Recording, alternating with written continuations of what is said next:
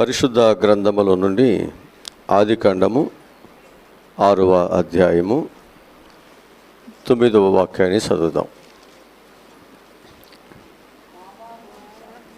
ఆదికాండము 6వ అధ్యాయము 9వ వచనాన్ని చదువుతున్నాం. నోవాహు వంశావళిదే. నోవాహు నీతిపరుడును తన తరములో నిందారహితుడై ఉండెను.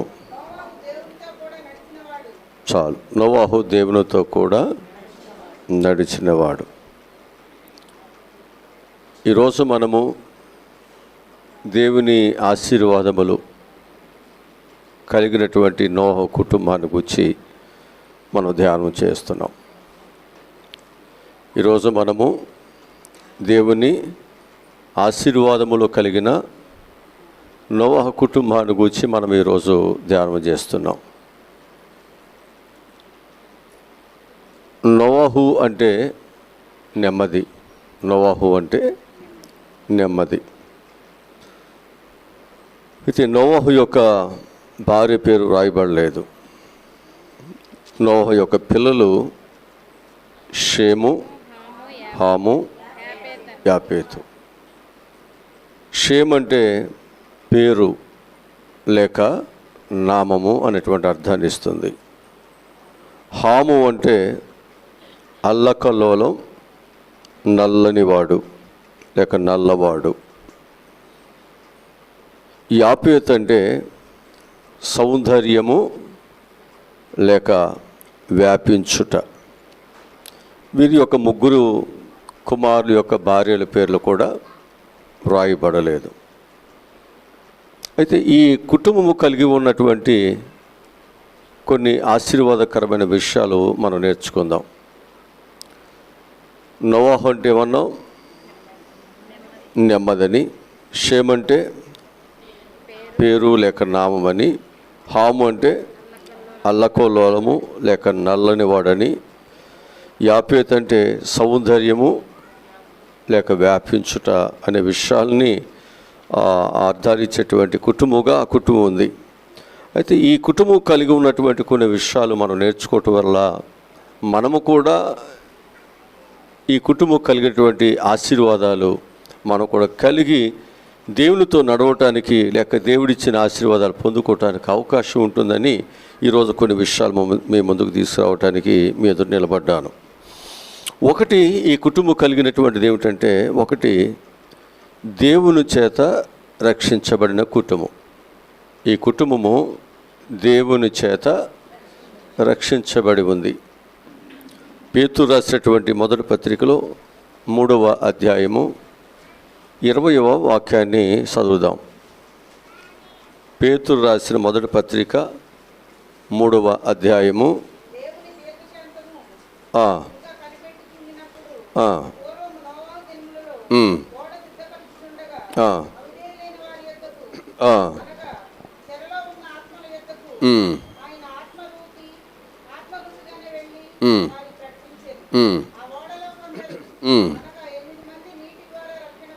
చాలు. ఆ వాడలో ఉన్నవాడు 8 మంది రక్షణ పొందారు. ఆ వాడలో ఎంతమంది ఉన్నారు? 8 మంది. అంటే నోవాహు కుటుంబం ఎంతమంది?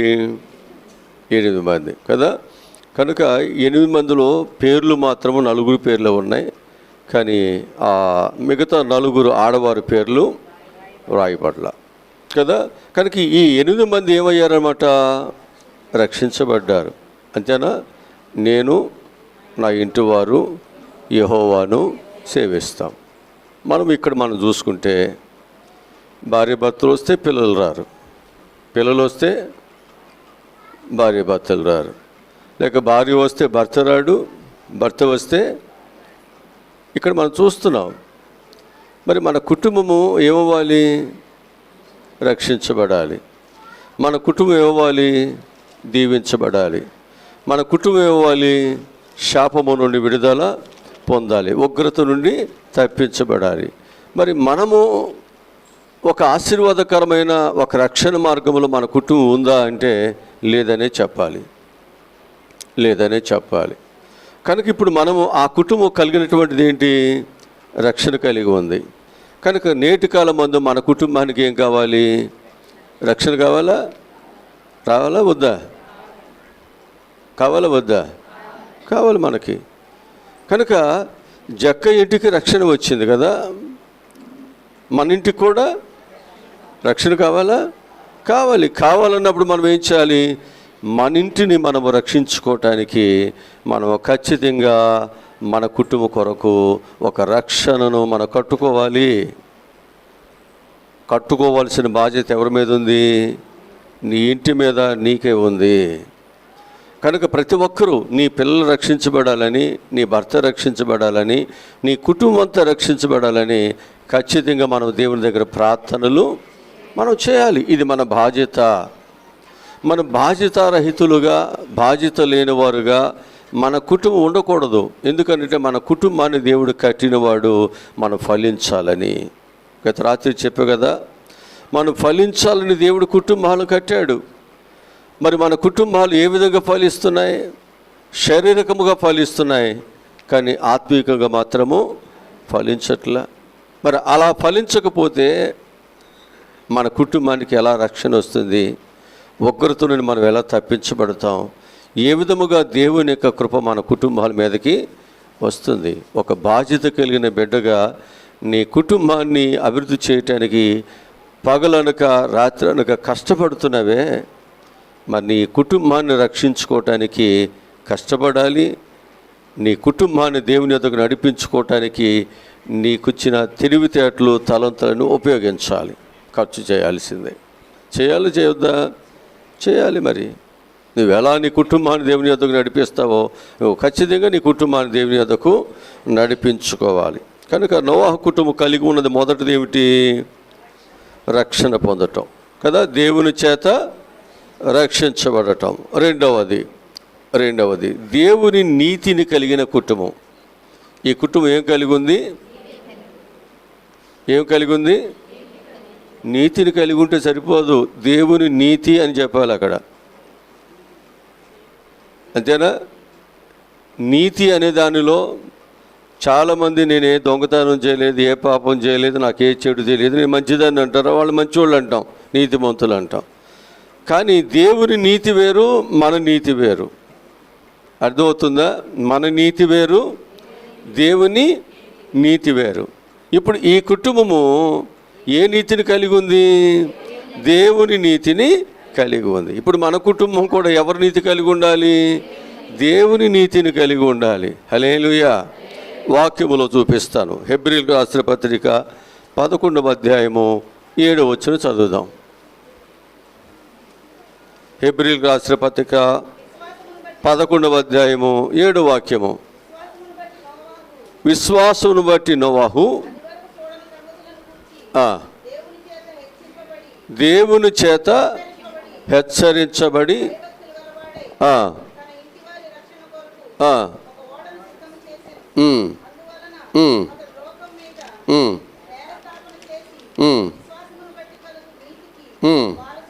అది అతడు నీతికి వారసుడయ్యాను కదా. అబ్రహాము విశ్వాసులకు తండ్రి అయ్యాను. కనుక మనము కూడా ఒక నీతికి, ఆ నీతి సూర్యుడైన ప్రభు అయిన యేసుక్రీస్తుకి వారసులు, ఆ కుటుంబ వారసులయ్యారు. ఈరోజు మనము మన కుటుంబాలు దేవుని నీతికి వారసులు అవ్వాలి, మన కుటుంబం అంతా. అంతేనా? వారసులంటే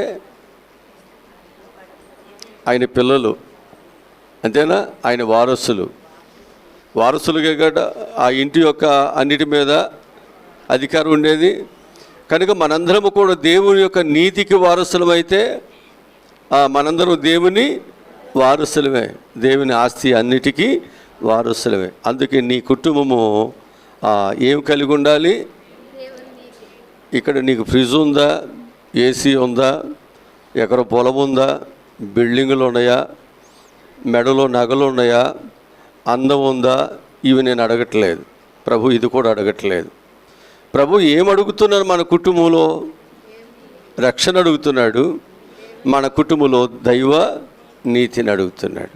కనుక దైవ నీతి అనేటువంటిది నీ కుటుంబానికి ఉంటే ఆ దైవ నీతి నిన్ను ఏం చేస్తుందో తెలుసండి, దేవుని వారసులుగా చేసి దేవుడు ఎక్కడైతే ఉన్నాడో అక్కడ నీవు నీ పిల్లలు ఉంటానికి దేవుడు అవకాశమును కలుగు చేస్తాడు. ఇక మూడోదిగా మనం చూసినట్లయితే నోవాహు యొక్క కుటుంబము దేవుని మాటకు లోబడిన కుటుంబంగా ఉంది. నోవాహు కుటుంబం ఎలా ఉంది? దేవుని మాటకు లోబడుతుంది. అంతేనా?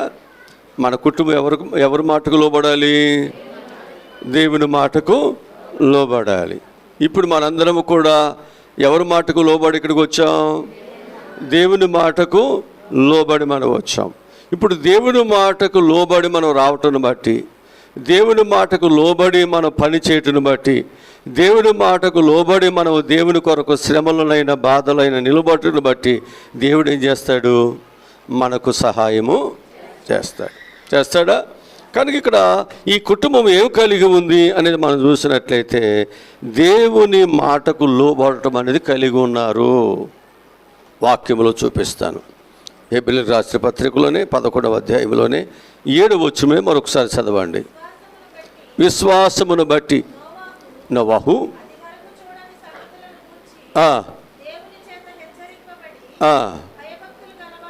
చాలు. ఇక్కడ దేవుని మాట చేత అటు వరకు చూడని సంగతులు. ఏంటి? నోవాహు ఏం చూస్తున్నాడు అంటే, అంతకు మునుపు వర్షం అనేది లేదు, జలప్రలయాలు తెలియదు, అసలు ప్రజలకి వర్షాకాలం అంటే తెలియదు. కానీ నోవాహుతో దేవుడు తన మాట చేత ఏం పొందాడు? హెచ్చరికను పొందాను. ఇప్పుడు ఆ మాట చేత హెచ్చరికను పొందినటువంటి నోవాహు ఏం చేశాడు? దేవుని మాట విన్నాడా? ఈరోజు నీ జీవితంలో నా జీవితంలో కూడా దేవుని మాట వినాలి. మనకు తెలియపోయిన దేవుడు మనతో మాట్లాడుతున్నప్పుడు తెలియని అనేక విషయాలు దేవుడికి తెలుసు, మనకు తెలియని అనేక విషయాలు ఆయనకి తెలుసు. కనుక జరిగేవి జరగబోయేవి అన్నీ కూడా ఆయనకి తెలుసు. కాబట్టి తెలిసిన దేవుడు మనతో మాట్లాడుతున్నప్పుడు మనమందరము కూడా ఆయన మాటకు ఎదురు చెప్పక ఆయన మాటకు మనం ఏం చేయాలి? లోబడాలి, విధేయత కలిగి ఉండాలి. అప్పుడే మనకు రక్షణ దొరుకుతుంది. దేవునితో ఉండే వారసత్వం హక్కు మనకు దొరుకుతుంది. మాట వినకపోతే ఆశీర్వాదాలు ఉండవు. మాట వినకపోతే దేవుని వాగ్దాన ఫలాలు మనం పొందుకోలేం. అందుకే దేవుని మాట నిన్ను బ్రతికించే జీవపు ఊట. ఎవరైతే దేవుని మాట చొప్పున పనిచేస్తున్నారో, దేవుని మాట చొప్పున ఎవరైతే వారి పనులను విడిచి దేవుని దగ్గరికి వస్తున్నారో వారికి దేవుడు ఉన్నతమైన శిఖరములో దేవుడు ఎక్కించబోతున్నాడు. హల్లెలూయా. నీ కుటుంబము ఉన్నతమైన శిఖరాలకు వెళ్ళాలంటే నీవు దేవుని మాట వినాల్సిందే. మోషేను ఏం చేస్తున్నాడు? తన మామయ్యటువంటి ఇత్రో యొక్క మందను మేపుతున్నాడు. దేవుడు ఆయన పిలిచినప్పుడు ఏం చేశాడు? ఆయన మాట విన్నాడు. దేవుడు ఏం చేశాడు? ఆయన గొప్ప నాయకుడుగా దేవుడు ఆశీర్వదించాడు. పిలిచినప్పుడు నీ స్థితి ఆశీర్వాదం లేనిదిగా ఉండొచ్చు, ఒక సామాన్యమైన బ్రతుకుగా ఉండొచ్చు, ఏమీ లేనటువంటి పరిస్థితులు కలిగి ఉండొచ్చు, వ్యాధులతో ఉండొచ్చు, అప్పులతో ఉండొచ్చు. ఒకవేళ మనము కనీసం మనకు ఒక సైకిల్ కూడా తినటానికి తిండి కూడా లేని సౌకర్యం లేనటువంటి పరిస్థితులు ఉండవచ్చు. కానీ దేవుని మాట విని పని చేస్తున్నావు కాబట్టి, దేవుని మాట విని నువ్వు నడుస్తున్నావు కాబట్టి దేవుడు నిన్ను ఎక్కలేని. హల్లెలూయా. పేతురు దేవుని మాట చొప్పున వలవేశాడు. ఏమైంది? అది దేవుని మాట వింటే విస్తారమైన దీవెనలు వస్తాయి. దేవుని మాటను విన్నాడు అబ్రహాము. విడిచిపెట్టమన్న వాటిని విడిచిపెట్టాడు. ఆయన వెళుతున్న ప్రతి స్థలం ఆయనకు ఆశీర్వాదకరముగా దేవుడు మార్చాడు. మరి వినాలి.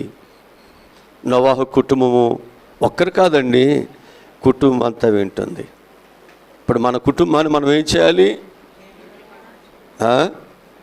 దేవుని మాట వినేటట్టు మనమే నడిపించాలి. వింటే వచ్చే ప్రయోజనం ఏంటో నీకు తెలియాలి. వింటే వచ్చే ఆశీర్వాదాలు నీకు తెలియాలి. వింటే వచ్చే ఆశీర్వాదాలు నీకు తెలిస్తే నువ్వేం చేస్తావు? నీ పిల్లలకు నేర్పుతావు. ఇవ్వనైనా దేవునికి ఇవ్వనైనా ఇస్తే ఎంత ఆశీర్వాదం ఇస్తాడో. ఇది మన పిల్లలకు నేర్పించాలి. బాలుడు అడవలసిన మనకే ఉండదు, ఇంకా మన పిల్లలకి ఏమి నేర్పిస్తాం? ఇంకా సమాజానికి మనం ఏం నేర్పిస్తాం? కనుక మనము దేవుని మాటను మనం ఏం చేస్తున్నామంటే విన్నట్లుగానే ఉంటున్నా, వినట్లేదు, మనం చేయట్లేదు లోపట్ల. కానీ నోవాహు మాత్రం ఎలా ఉన్నాడు? దేవుని మాటకు లోబడిన కుటుంబము. హల్లెలూయా. ఒక నోవాహు కాదు, కుటుంబము. ఇవాళ నేను చెప్పేది కుటుంబం దేవుని మాట వినాలి. మన కుటుంబాలు దేవుని మాట వినాలి.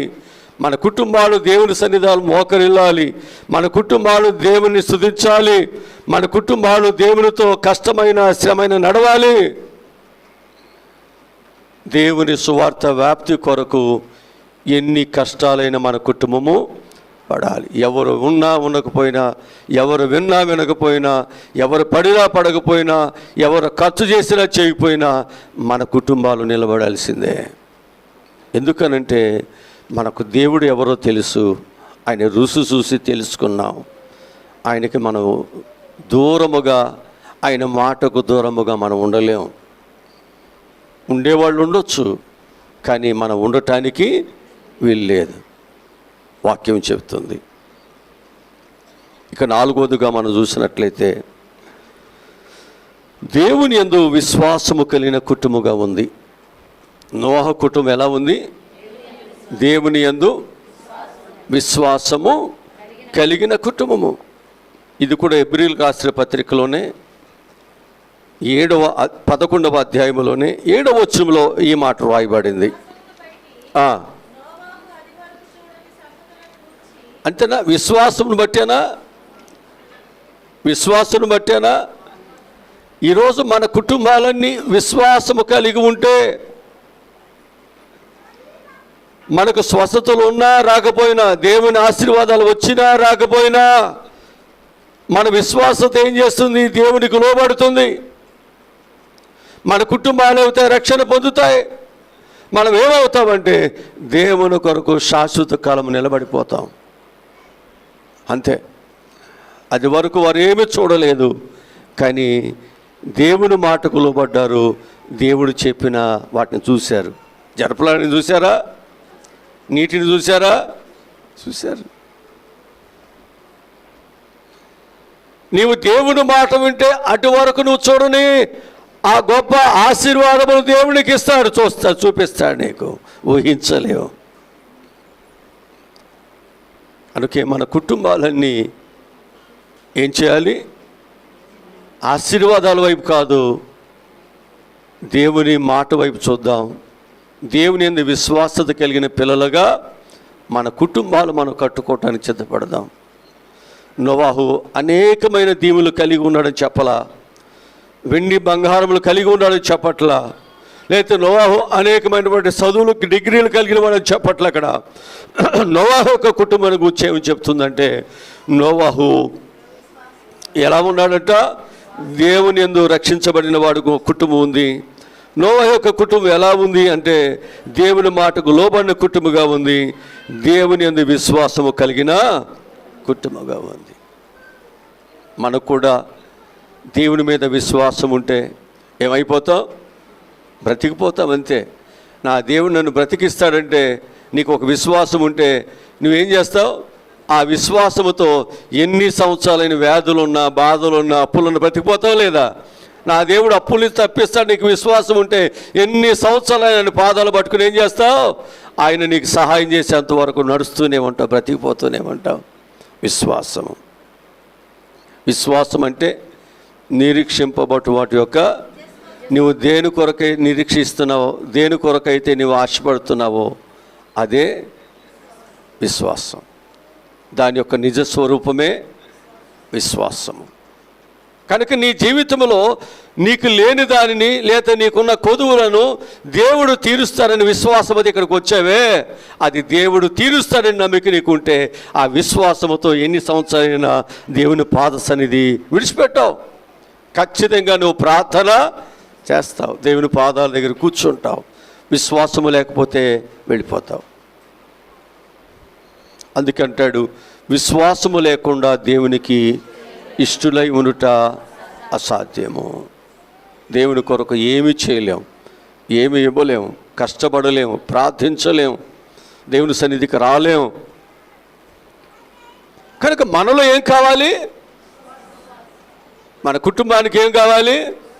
కుటుంబం అంతా విశ్వాసంలో ఉంటే ఇంకేంటండి, ఇంకా సమిష్టిగా భార్య ఇచ్చిందని భర్త పోట్లాడడు, భర్త ఇచ్చాడని భార్య పోట్లాడదు, లేకపోతే పిల్లలు ఇచ్చారే తల్లిదండ్రులు పోట్లాడరు, తల్లిదండ్రులు ఇస్తుంటే పిల్లలు పోట్లాడరు.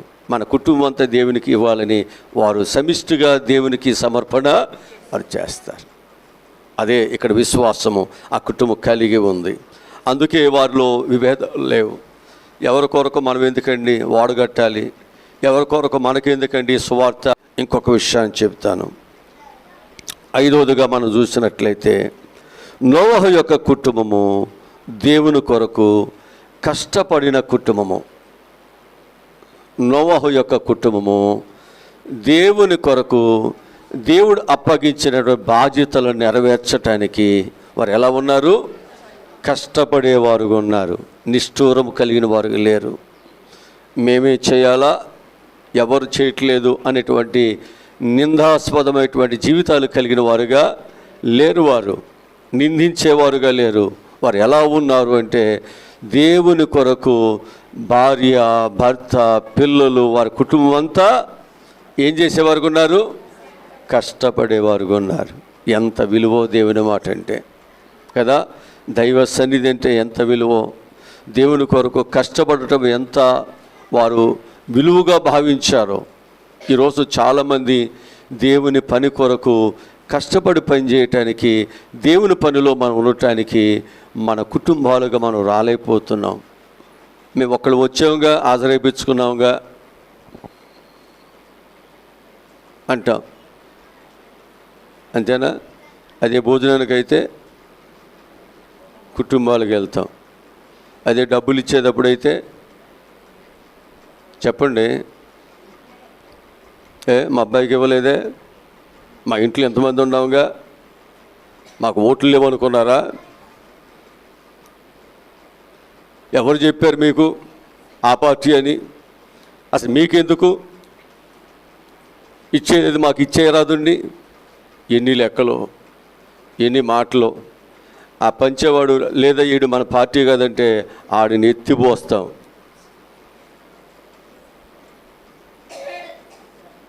మనం తీసుకునేటప్పుడైతేనేమో కుటుంబం అంతా తీసుకోవాలి, కానీ పని చేసేటప్పుడు మాత్రము కుటుంబం అంతా చేయదు. మా పిల్లోడు చదువులో పాస్ అవ్వాలి, పిల్లోడికి ఉద్యోగం రావాలి, పిల్లోడికి మంచి భార్య రావాలి, పిల్లోడికి మంచి అందరూ మొక్క పిల్లలే పుట్టాలి, కానీ ఆడు మాత్రం ప్రార్థనకు రాడు, ఆడు పని చేయడు.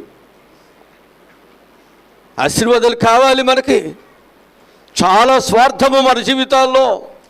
కానీ నోవహు కుటుంబంలో మాత్రం ఆ స్థితి లేదండి. ఆ కుటుంబం అంతా కూడా ఏం చేస్తున్నారు?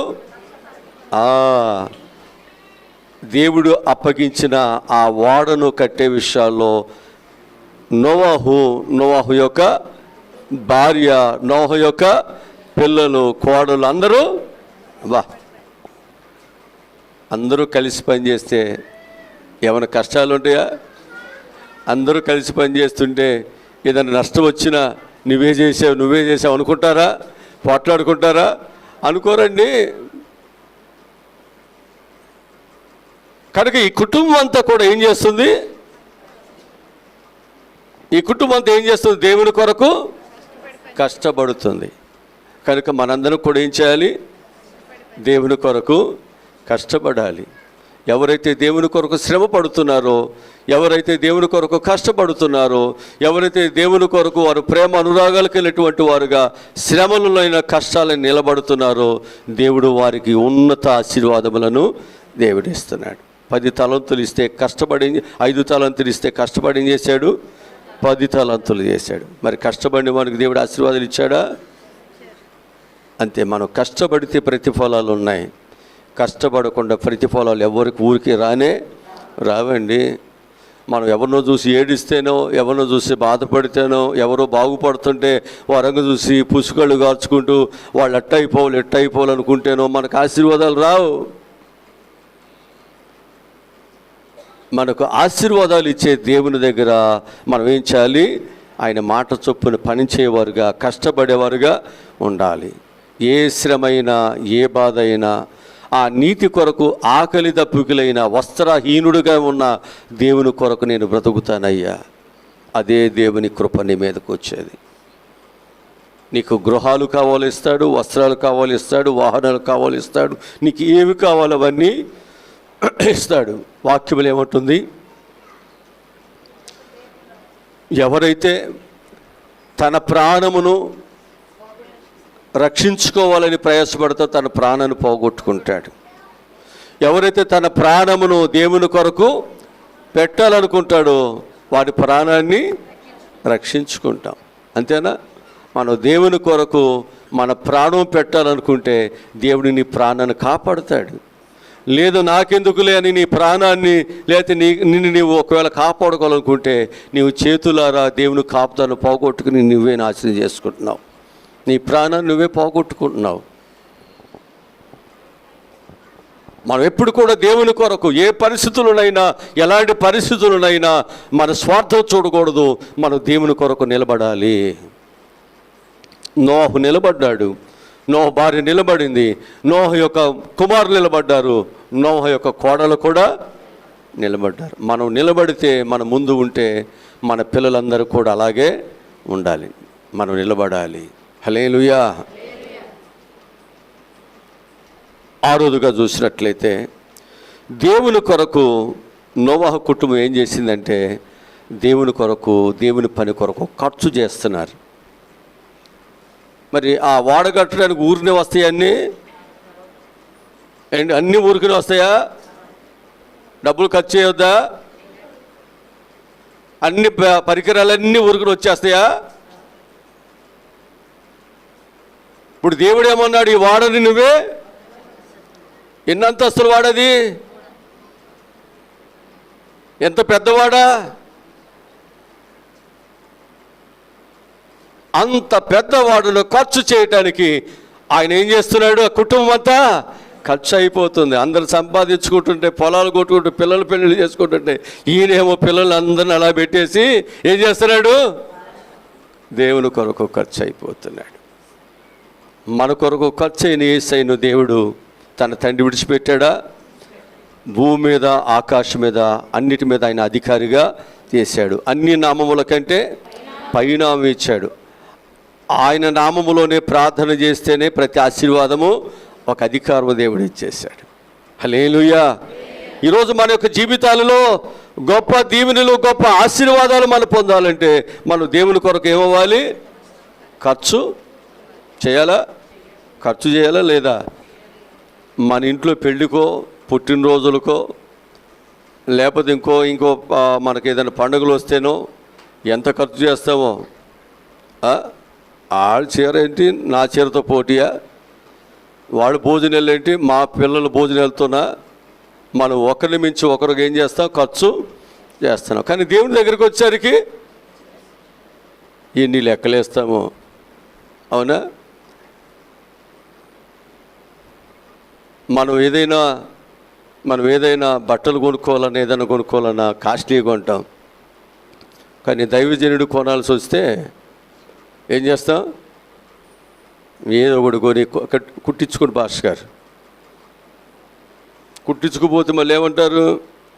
పాస్టర్ గారు మేమంటే ఇష్టం లేదు, మా బట్టలు కుట్టించుకోలేదంటారు. అంటే అవి కుట్టించుకునేటువంటి పరిస్థితులు ఉన్నాయా లేవో మనకు తెలియదు. అసలు మనం దాన్ని పట్టించుకోం. మనం ఎలా ఉన్నామంటే మనకొక లెక్క, వేరే వారికి మరొక లెక్క. ఇక్కడ నోవహు కుటుంబం అలాగూ లేదండి. నోవహు కుటుంబం ఎలా ఉంది? కుటుంబం అంతా దేవుని కొరకు ఏం చేస్తున్నారు? వారు ఖర్చు పెట్టడానికి. ఒకవేళ దేవుని కొరకు ఖర్చు అయిపోతున్నప్పుడు వారు ఆకలి దప్పికలతోనైనా, వస్త్రహీనులుగానైనా, అనేకమైన కష్టాలతో ఉన్న మేము ప్రభు కొరకు పడతాం. మా ప్రభు యొక్క కార్యాలు ఇక్కడ జరగాలి. అదేగా పౌలు చేసింది, అదేగా ఆదిమ సంఘము చేసింది. వారు కలిగినదంతా తీసుకొచ్చి అక్కడ పెట్టేసింది. అప్పుడే దైవ కార్యాలు, దైవ నడిపింపు, ఏక మనసు, అక్కడ కార్యాలు జరుగుతున్నాయి. ఇక్కడ దేవుని వాక్యాలు చెబుతున్నాయి. ఆ కుటుంబం ఏమేమి కలిగి ఉందో చెప్తుంది. ఈరోజు రక్షించబడిన తర్వాత మన కుటుంబాలు ఏమి కలిగి ఉన్నాం పరిశీలన వేసుకుందాం. కలిగి ఉన్న వాటిని బట్టి దేవుని స్తుతించుదాం. కలిగి లేకపోతే ప్రభువా నేను దీనిని ఇంకా కలిగిలేనయ్యా, ఇది నేను కలిగి ఉన్నట్లు నీవు నాకు సహాయమును నా బిడ్డలకు, నా కోడలకు దయచేయని మనం ప్రార్థన చేయాలి. ఇది మనం దేవుని దగ్గర ప్రార్థించాలి. ఇది మన పిల్లలకు నేర్పించాలి. ఇది మన బాధ్యత.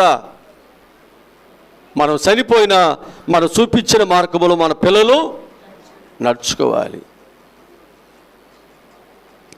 ఇంకొక మాట చెప్తాను.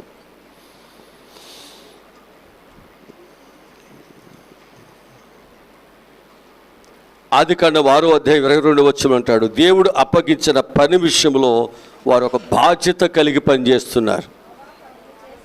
అప్పగించింది ఎవరికి? నోవాహుకి. కానీ బాధ్యత ఎవరు? నోవాహుతో పాటు కుటుంబం అంతా బాధ్యత కలిగి పనిచేస్తున్నారు. చదవండి.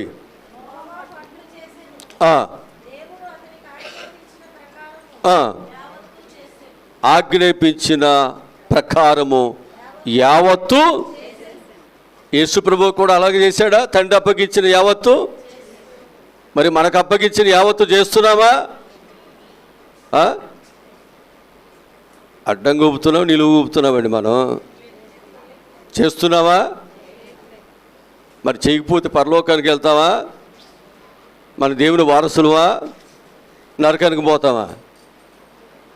చెప్పరేంటండి? చేయకపోతే నరకానికే పోతాంగా. మళ్ళీ దీనిలో పెద్ద మళ్ళీ మొహమాటం ఏంటి? చచ్చిపోతారంటే భయం అంటే చచ్చిపోకుండా ఉండవు, ఖచ్చితంగా చచ్చిపోతావు. నరకానికి వెళ్తాను భయం అంటే కాదు, నువ్వు ఖచ్చితంగా నరకానికి వెళ్తావు. దేవుని చిత్తం చేయకపోతే, అప్పగించిన యావత్తుని మనం సంపూర్తి చేయకపోతే, మనకిచ్చిన సబ్జెక్టులన్నీ కూడా మనం పాస్ కాకపోతే మనం అక్కడే ఉంటాం. మళ్ళీ ఇంకో క్లాస్కి వెళ్ళడానికి అవకాశం ఏమి? మళ్ళా నువ్వు దానిని మళ్ళా సబ్జెక్ట్ మళ్ళా కట్టి పాస్ అయితేనే మళ్ళీ ఇంకో క్లాస్కి వెళ్ళడానికి అవకాశం. దేవుడు నీకు అప్పగించినటువంటి అన్నిటిని నువ్వు పూర్తి చేస్తేనే తప్ప నువ్వు పరలోకానికి వెళ్ళటానికి వీలు లేదు. దేవుని బిడ్డగా ఉండటానికి, వారసులుగా ఉండటానికి హక్కుదారు కాదు. ఇవన్నీ చేయాలి మనం. వాక్యం చెబుతుంది. ఆ కుటుంబం అంట దేవుడు అప్పగించిన పని విషయంలో వారు బాధ్యత కలిగి అన్నీ వారు సంపూర్తి చేశారు. 8వ చూస్తే ఎబ్రీయులు రాసిన పత్రిక 11:7 ఒక మాట రాయబడింది. దేవుని యందు భయభక్తులు కలిగినటువంటి కుటుంబంగా నోవహు కుటుంబం ఉంది.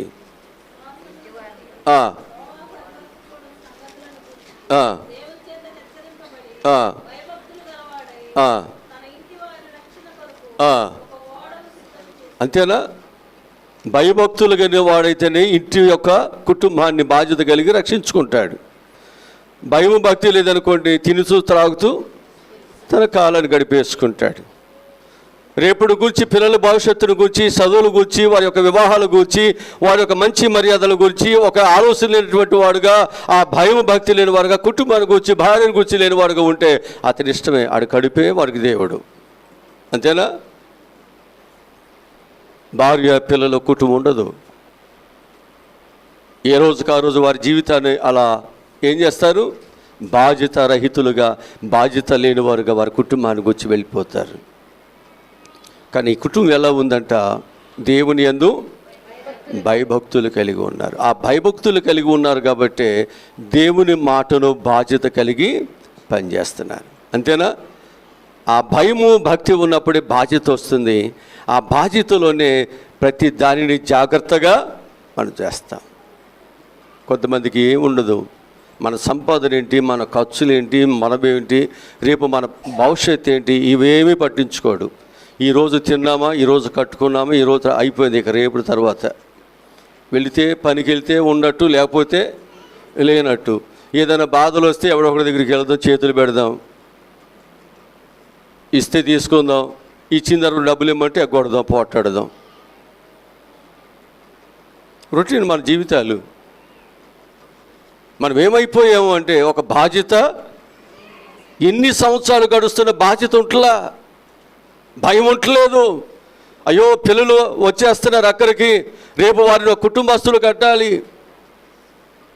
వాళ్ళ తెప్పలాలు పడతారు వయసు వచ్చినప్పుడు. అవసరమైతే అసలు ఈ రోజుల్లో మనం చూస్తుంటే తల్లిదండ్రులు చూడాల్సిన పని లేదు, వాళ్ళే వెళ్ళిపోతున్నారు, ఎవరో చేసుకుని పోతున్నారు.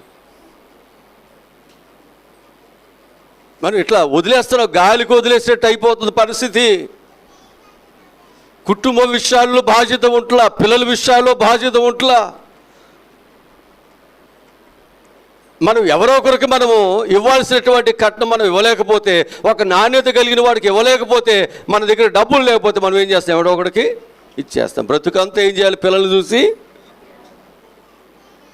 బాధ్యత అవసరమా కాదా మనకి? ఉందా మనకి? ఉండాల్సిందే.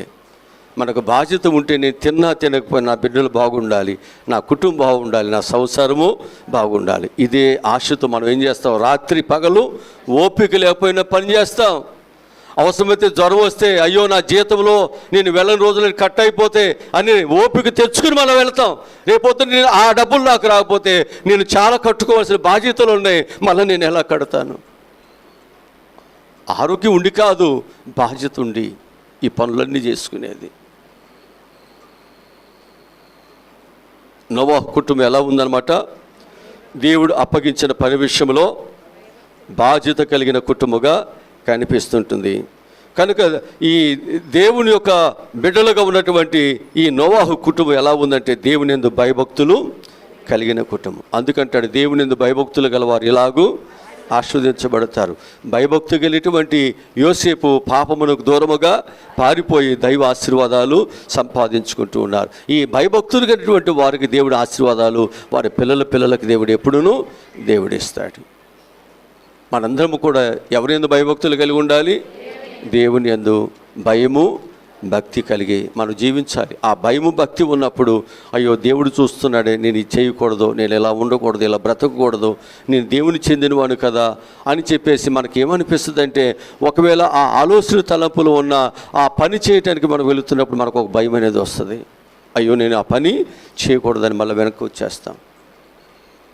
ఆ భయమే నిన్ను పాపములు పడనీయకుండా, ఆ భయమే నిన్ను దొంగగా మారకుండా, ఆ భయమే నిన్ను హత్య చేసేవాడుగా మారకుండా, ఆ భయమే ఎదుటి వారిని నోరు పారేసుకుని తిట్టేవాడుగా కాకుండా జాగ్రత్తగా చేస్తుంది. నోవాహు కుటుంబాన్ని గురించి మరొక విషయాన్ని చెప్తాను. ఆదికాండం 6వ అధ్యాయము 14, 15, 16 వచ్చే చదువుదాం.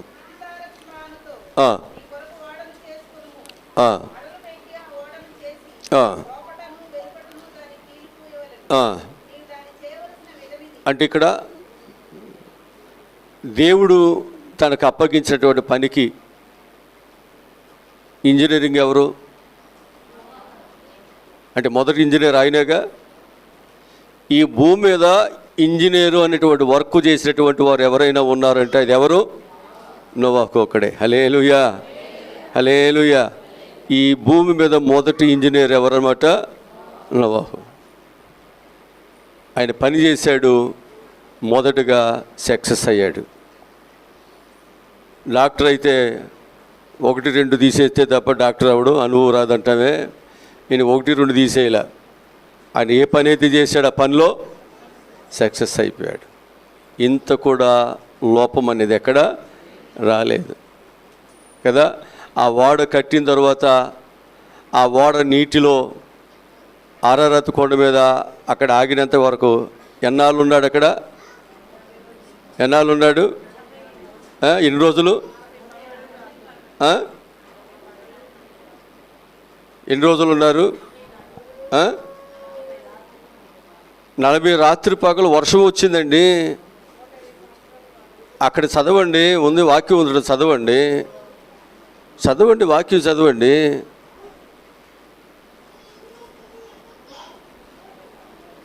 నూట 70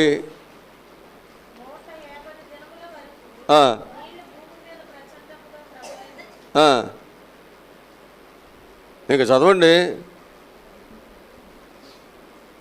ఎన్ని దినాల వరకు? ఎన్ని దినాలు?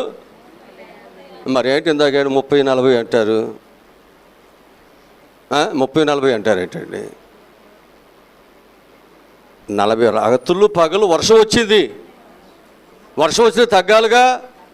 అదేమన్నా ఊరిని జల్లు అనుకున్నారా ఏంటి? ఏమన్నా తగ్గిపోవటానికి, పొద్దున్నే లేచి నడవటానికి?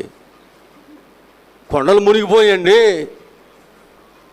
మరి అంత నీరంతా కూడా తగ్గాలంటే ఎన్ని రోజులు పట్టుద్ది? చాలా రోజులు పట్టింది అక్కడ కదా.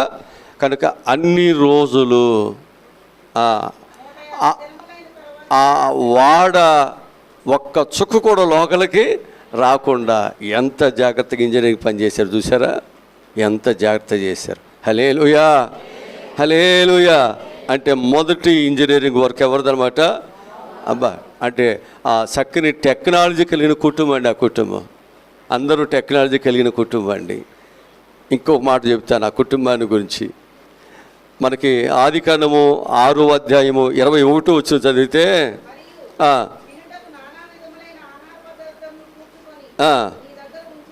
అది తినటానికి ఏంటంట? ఎన్ని రోజులకి? పైబడే 150 రోజులు పైబడే. అర్థమవుతుందా? మనం దాసి ఫ్రిడ్జ్లో పెట్టి అక్కడ పెట్టి ఇక్కడ పెట్టినే ఉంటలా, బూజు పట్టి చస్తున్నాయి. మరి ఆయన 150 సంవత్సరాలు 150 దినములు పైబడినటువంటి ఆహారాన్ని దానిలో ఉంచుకున్నాడు, నిల్వ ఉంచుకున్నాడా? అంటే ఇప్పుడు ఆయన ఎలాంటి వాడు అనమాట? ఇంజనీరే కాదు, ఆహారం నిల్వ చేసే గొప్ప టెక్నాలజీ కలిగిన వాడు, జాగ్రత్త భద్రం చేసుకునేవాడు. మనకు కూడా దేవుడిచ్చే అన్నిటిని కూడా భద్రం చేసుకోపోతే మన కుటుంబానికి ఆశీర్వాదాలు ఉండనే దేవుడిచ్చిన వాటిని భద్రం చేసుకోవాలి. అది నీకు ఏమి ఇచ్చాడు? చిన్న జీతం ఇస్తున్నాడా, పెద్ద జీతం ఇస్తున్నాడా, ఏమి ఇస్తున్నాడో దానినే జాగ్రత్త చేసుకోండి. అందుకే సోమరి చెవుల దగ్గరికి వెళ్ళు, నేర్చుకొని ఆయన అంటున్నాడు. జాగ్రత్త చేస్తూ నేర్చుకోవాలి. జాగ్రత్త చేసుకోవటం నేర్చుకోపోతే జాగ్రత్త చేసుకుని సంపాదించుకునే వాడిని చూసి ఏడుస్తూనే ఉంటావు, పుసుకెళ్ళు కార్చుకుంటా. ఎన్నాళ్ళు చూసినా దేవుడు నీకు కూడా ఇచ్చాడుగా, నీకు కూడా ఆరోగ్యం ఇచ్చాడుగా, నీకు కూడా పని చేసుకోవటానికి అనేకమైనటువంటి ఆ పనులు ఇచ్చాడు కదా. ఎందుకు నీవు నిర్లక్ష్యం చేస్తున్నావు? ఎందుకు ఖర్చు చేస్తున్నావు? ఎందుకు నీ కుటుంబానికి వచ్చి ఎందుకు బాధ్యత లేనివాడికి నువ్వు ప్రవర్తిస్తున్నావు? నీవు బాధ్యత లేనివాడికి ప్రవర్తించి ఎదుటివాడు బాధ్యత కలిగి పనిచేస్తుంటే వాడు సంపాదించుకున్నాడు, వాడు బాగుపడతాడు ఎందుకంటున్నావు? అది తప్పు కదా? అది కరెక్టేనా? ఆలోచించండి. బైబిల్ చెప్తున్న మాటలండి. కనుక దరిదాపు 150 సంవత్సరాల వరకు, 150 దినముల వరకు కూడా నానా రకమైనటువంటి ఆహారాన్ని ఆయన ఏం చేసుకున్నాడు? ఆయన మరలా తిరిగి ఆ భూమి మీద నుంచి ఆ నీరన్నీ పోయి భూమి మీదకు వచ్చి, ఆ భూమి మీదకు వచ్చిన తర్వాత మళ్ళీ ఆయన విత్తనమేగా పంట మళ్ళీ తనకు వచ్చే వరకు కూడా అదే ఆహారాన్ని తినాల్సింది, అదే తినాలి. అంటే సుమారు చాలా దినములు కదా, చాలా దినములు ఆహారాన్ని జాగ్రత్త చేసుకున్నాడు, పొదుపు చేసుకుంటున్నాడు. వ్యర్థంగా చేయట్లేదు, వ్యర్థంగా ఖర్చు చేయట్లేదు. ఇంకొక మాట చెప్తాను. ఆదికాండం 8వ అధ్యాయం 20 వచ్చి చదవండి. ఈ మాటలన్నీ మనం ఎప్పుడు చదువుకుంటుంటాం, కానీ ఈ ఇట్లా పాయింట్లు చెప్తూ ఉంటే ఇది చాలా మనకు బాగున్నాయి కదా. చదవండి.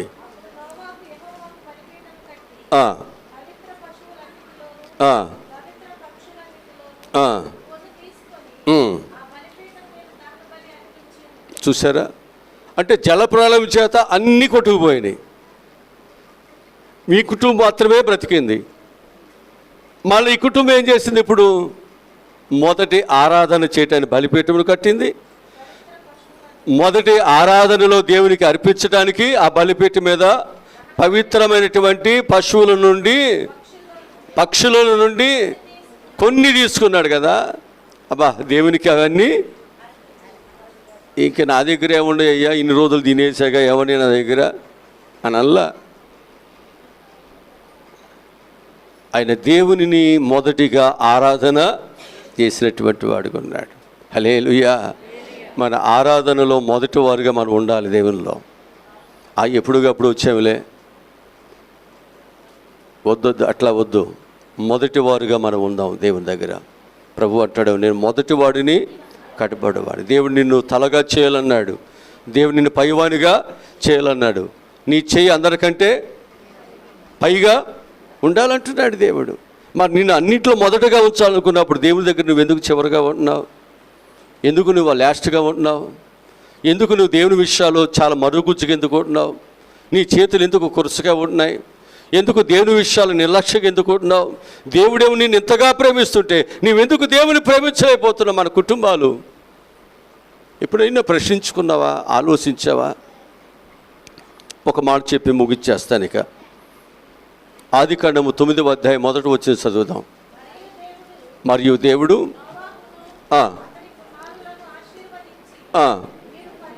మీరు ఫలించి అది. ఇప్పుడు ఇవన్నీ కలిగిన తర్వాత ఇప్పుడు ఈ ఆశీర్వాదం భూమి మీదకి రావాలంటే ఏ కుటుంబం నుండి? అది ఆశీర్వాదమునకు హక్కుదారులు నోవహు కుటుంబం అయింది. ఈ నోవహు కుటుంబం నుంచి దైవ ఆశీర్వాదం వల్ల భూమి మీదకి, అంటే దేవుడు నిన్ను నీ కుటుంబాన్ని ఆశీర్వాదమునకు మూలం చేయాలని ఆశపడుతున్నాడు. అసలు దీవులు అంటే నీ కుటుంబం నుంచే అందరూ చూడాలి. నువ్వు దేవుని మాట వింటే దేవుడు నిన్ను కూడా అలాగే చేయాలని ఆశపడుతున్నాడు. ఏమీ ఇవ్వలేని వాడిని కొన్ని వేల రూపాయలు ఇచ్చేవాడిని చేస్తాడు దేవుడు నిన్ను. ఏమి నీ జీవితంలో చూడనటువంటి నిన్ను కొన్ని లక్షలు నువ్వు చూసేటట్టు దేవుడు చేస్తాడు. దేవునికి అసాధ్యమైనది ఏది లేదండి.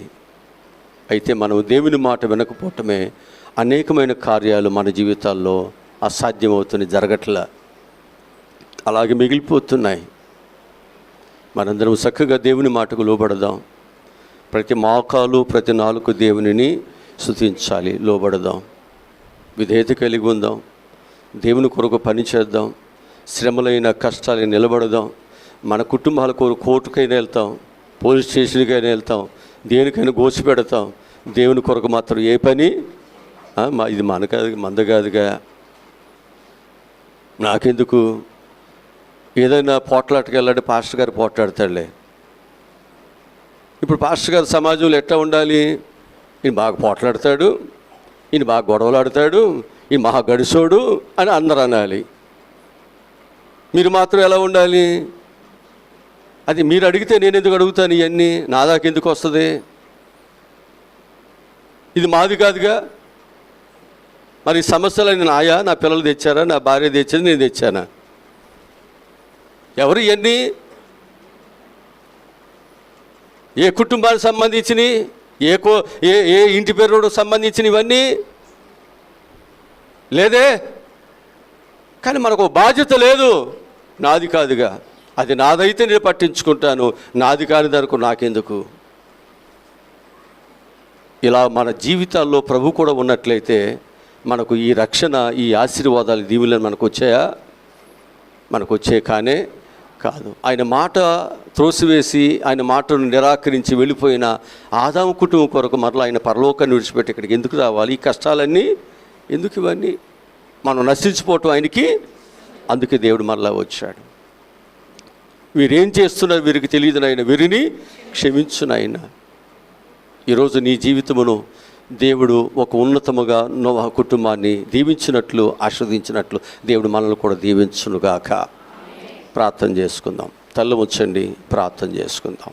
మా ప్రభువా రక్షకుడా, ఈరోజు చెప్పిన అనేక విషయాలు మా కుటుంబాల గురించి, మా బిడ్డల గురించి, మా గురించి, మా విశ్వాసం గురించి మమ్మల్ని మేము పరీక్ష చేసుకుంటూ మా కుటుంబంలో మేము ఇవన్నీ కలిగి ఉన్నామా లేదా? ఒకవేళ ఇవి కలిగి లేకపోతే ఈ లోకములో కలిగినది ఏది కూడా మా వెంట రాదు. ఇప్పుడు మేము చెప్పుకున్న కలిగి ఉన్నవే ఇవన్నీ మాకు పరలోక రాజ్యాన్ని ఇస్తాయి. మా భక్తికి మెచ్చుకుని మాకు ఆశీర్వాదాలు వస్తాయి. దేవుడు మెచ్చుకుని దేవుని యొక్క దీవులు మన మీదకి వస్తాయి. ఇవి లేకుండా ఉన్నంత కాలము మనకు దైవాశీర్వాదం రాదు. ప్రభా, మేమందరూ చక్కగా దైవానికి విధేయత కలిగి లోబడి మా కుటుంబం అంతా నేను దైవ సన్నిధికి వచ్చినట్లు మేమందరం తగ్గించుకునే స్వభావంతో దేవుని బిడ్డలుగా నడుచుకునే స్వభావంగా కలిగిన వారుగా మేమందరం ఉన్నట్లు సహాయములను దయచేయి ప్రభువా. ఈ వాక్యం వినుస్తున్న మాకు జ్ఞానమ వివేచనలు మాకు దయచేయండి. మా కుటుంబాన్ని గురించి, మా పిల్లల గురించి, మా గురించి మాకు ఒక ఆలోచన కలుగు చేసి మేమందరము నైనా మంచిగా నడుచుకుని దైవ ఆశీర్వాదాలు మేము పొందుకున్నట్లు సహాయములను దయచేయమని యేసు నామములో ఈ మనవులు ఈ ప్రార్థనలు అడిగి పొందుకుని ఉన్నాము తండ్రి. ఆమేన్.